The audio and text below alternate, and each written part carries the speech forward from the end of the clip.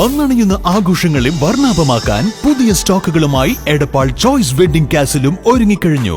Choice wedding കാസിലിൽ നിന്നും purchase ചെയ്യൂ, നിങ്ങൾക്കും ലക്ഷാധിപതിയാകാം. ചോയ്സ് വെഡിംഗ് കാസിൽ, അമാനാമാൾ, എടപ്പാൾ.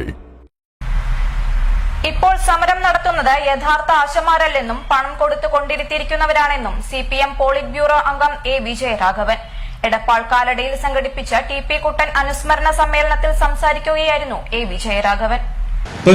ആശ ഒരു സമരം നടക്കുന്നുണ്ട്. ആശാ സമരം യഥാർത്ഥ ആശകളൊന്നുമില്ല. കുറച്ചാളെ കാശ് കൊടുത്തു കൊണ്ടുവന്ന് അവിടെ ഇരുത്തിയിരിക്കുന്നു. ഇവിടെ 10-20,000 ആശ ഉണ്ട്. അവരൊന്നും സമരത്തിലില്ല. ഒരു 500 ആളെ ഒന്നിക്കെ പിടിച്ചുകൊണ്ട് വന്നിട്ട് കാശും കൊടുത്ത് ചോറും കൊടുത്ത് അവിടെ കിടത്തിയിരിക്കുന്നത് സ്ഥിരമായിട്ട് 6 മാസത്തിലുള്ള സമരം. അവരൊന്നും പോകുന്നില്ല.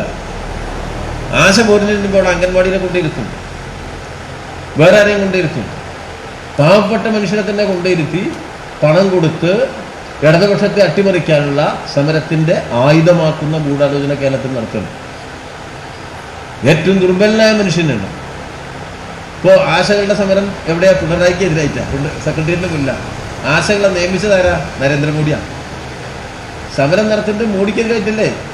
മോഡിയല്ലേ ശമ്പളം കൊടുക്കാൻ പൈസ കൊടുക്കണ്ടേ? മോഡിയല്ലേ അവിടെ ആശമാരുടെ ശമ്പളം തീരുമാനിക്കണ്ടേ? കേന്ദ്രാവിഷ്കൃത പദ്ധതിയല്ലേ? കേന്ദ്രത്തിന്റെ പദ്ധതിയില്ലേ? കേന്ദ്രത്തിന്റെ പദ്ധതിയിൽ കൂലി തീരുമാനിക്കുന്ന ആരാ? കേന്ദ്രമാണ്. ആ പദ്ധതി തന്നെ ഒരു കേന്ദ്രാവിഷ്കൃത പദ്ധതിയാണ്, അല്ലാതെ സംസ്ഥാനത്തിന്റെ പദ്ധതിയല്ല. അവരെ സ്ഥിരപ്പെടുത്താനുള്ള അവകാശം അധികാരം സംസ്ഥാനം കൊണ്ടുവരുന്നുണ്ടോ? ഇല്ലല്ലോ. അവരെ PSC നിയമിച്ചാണോ? അല്ലല്ലോ. ഒന്നുമല്ലല്ലോ.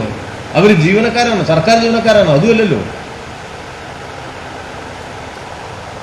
അപ്പൊ കേരള ഗവൺമെന്റിന്റെ കയ്യിലോ കേരളത്തിന് നിശ്ചയിക്കാൻ കഴിയുന്നതോ ആയ വിഷയങ്ങളെ വെച്ചുകൊണ്ടല്ല ഈ സമരം. അങ്ങനെ വെച്ചാൽ ആശ ഇന്ത്യയിലാകണ്ടല്ലോ.